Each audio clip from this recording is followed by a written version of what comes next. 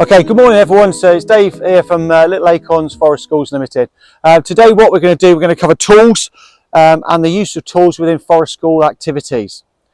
As you carry on with your level 3 journey, you get yourself qualified and you start putting tools in, I found that there's always a push from people to put tools into the program. Okay, so the actual tool use itself is only a very, very small part of what forest school is all about. All right, and the use of tools is down to you as the forest school leader entirely.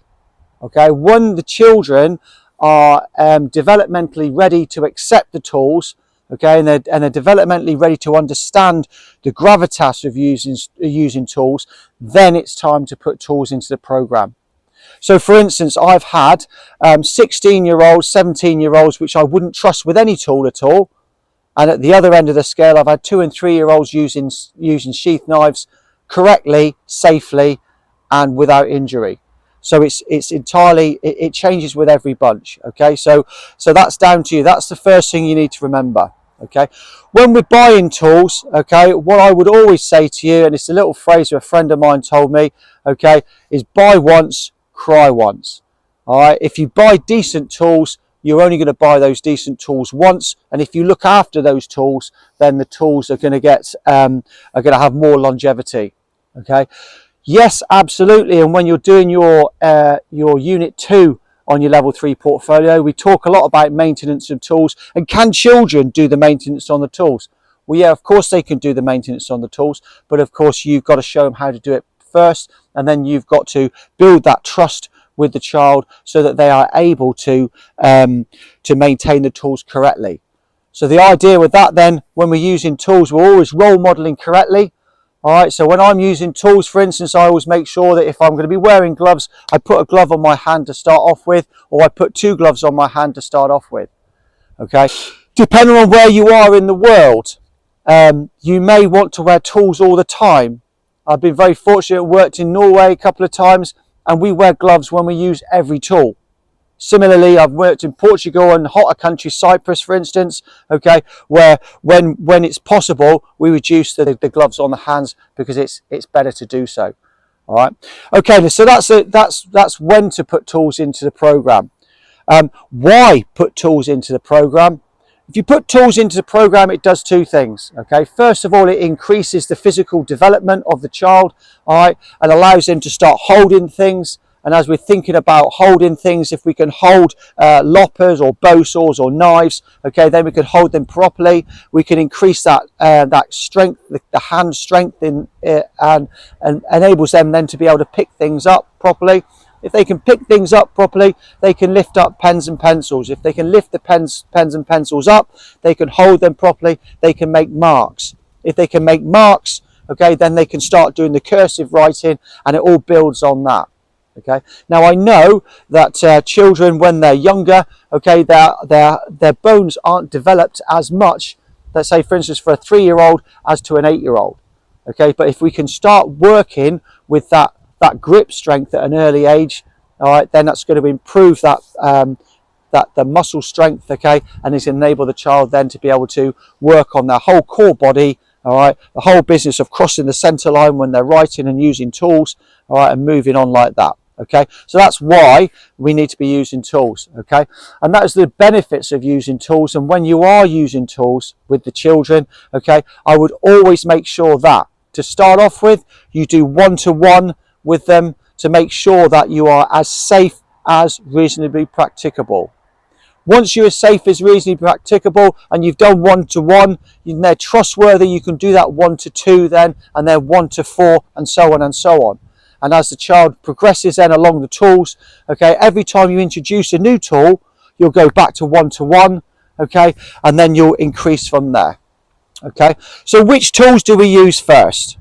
Okay, so let's have a look at what we've got here then. Across onto what we've got, okay, we've always got our toolbox with us, okay, to start off with, and our toolbox has got to be fairly sturdy. Okay, there's lots of different ones on the market. I prefer a military type or style locker or case because I find that they're really durable and you can do so much more with them. Okay, so tools, PPE, personal protective equipment, gloves. Okay, the gloves which you're wearing need to be fit for purpose. Okay, looking at the gloves which I've got, you can see that they're getting on a little bit in age. Okay, but they're still workable. Okay, and I find that this type of glove works quite nicely, keeps my hands warm, but also it keeps my hands safe. Okay, my working hand, because I'm right-handed, usually my left hand comes under more damage. So if you can scroll in here, you will see the reason why I wear gloves is I've got these little holes in here. Okay, this is where I've been using tools, all right, and maybe knives or whatever, and I've had a small cut in there. So these gloves are important. Okay, so that's the first thing. Now, which tools are we going to put in first? I've laid out in front of me in chronological order which tools I think are good and in the right order for you to use. The first thing we've got is a mallet. Okay, if we're using a mallet, all right, then we need to be thinking about the grip strength from the child. All right, if we're going to be making haphazome or something like that, we're going to make some or using a mallet to strike pegs or to strike sticks or whatever we're doing for. Okay, we need to make sure that first of all the handle itself is big or small enough for the child to be able to hold on to. Okay, when we're using that, depending on the country, we'll always wear a glove on our helper hand. Our helper hand is the hand which doesn't use the tool or doesn't touch the tool. If I'm working in Norway, similarly, I'll wear gloves on both hands because it's cold, usually. Okay. The next one I'm going to be using is our loppers. Okay, the reason why this is the next tool is because when I'm using loppers properly, that's how far away I am from the cutting edge. That's the dangerous end, okay? So I'm a long way away from it. And you can get really young children using these loppers properly, okay? So this is a good one. It improves the dexterity, improves the core strength, the grip strength in the child, okay? So this is an important one to start off with. And you can carry out effective woodland management with this pair of loppers with fairly young children, which is a real bonus, okay? Next one I'm going to be doing then is the bow saw. The bow saw, again, we're going to be using this with two people, all right, one person on this hand and one person on that side, on that hand rather, okay, but these ones here are perfectly adequate for the task. You'll notice that all these tools I've got are full size, okay, and they're not smaller because we're dealing with smaller children. I find if you're going to use tools, use the correct tool, okay, don't go for a mini tool and then go for a large tool. It kind of, in my opinion, it wastes your money, okay. All right, so the next thing we're going to be using then is a bit and brace.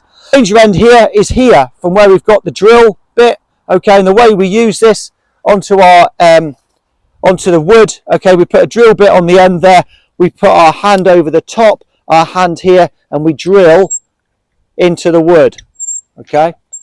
So this is a good one because the child then is doing the drilling, they're crossing the center line with their hand, okay, on the body, and then they're pushing down on the top, so they're nowhere near the blade, okay.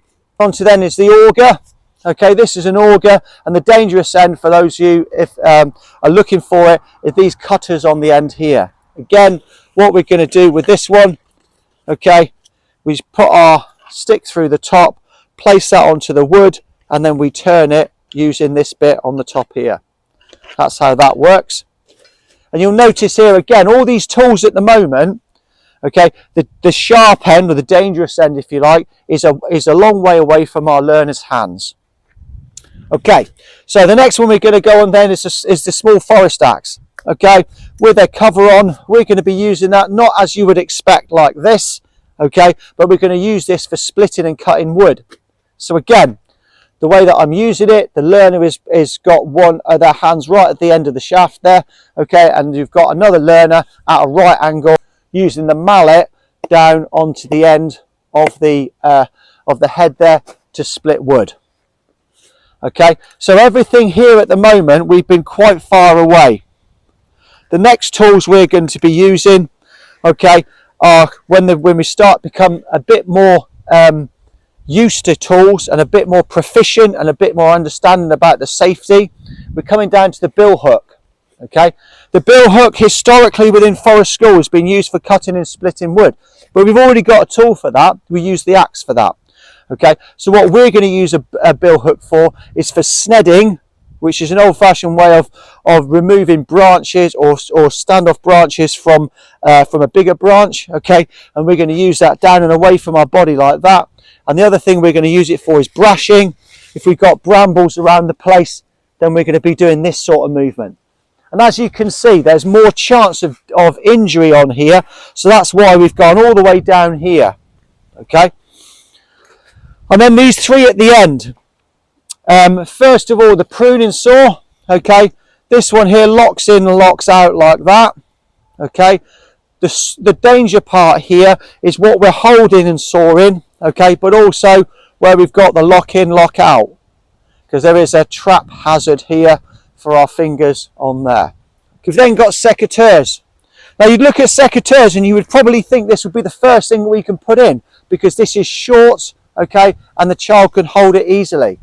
I would always argue that this is probably one of the last tools you're going to do, because your hands are really, really close to the sharp bit.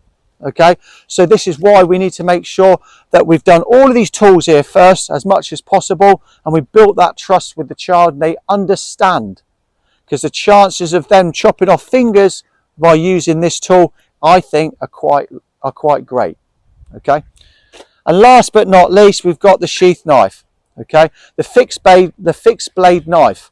I'll always use a fixed blade knife rather than a folding knife, because I find that, and I think that they are much safer and better to use. Okay, so you can see here we've got here the sheath knife is right at the end.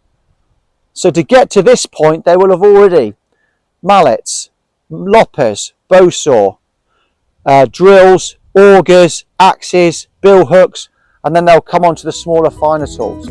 Okay, thanks for watching.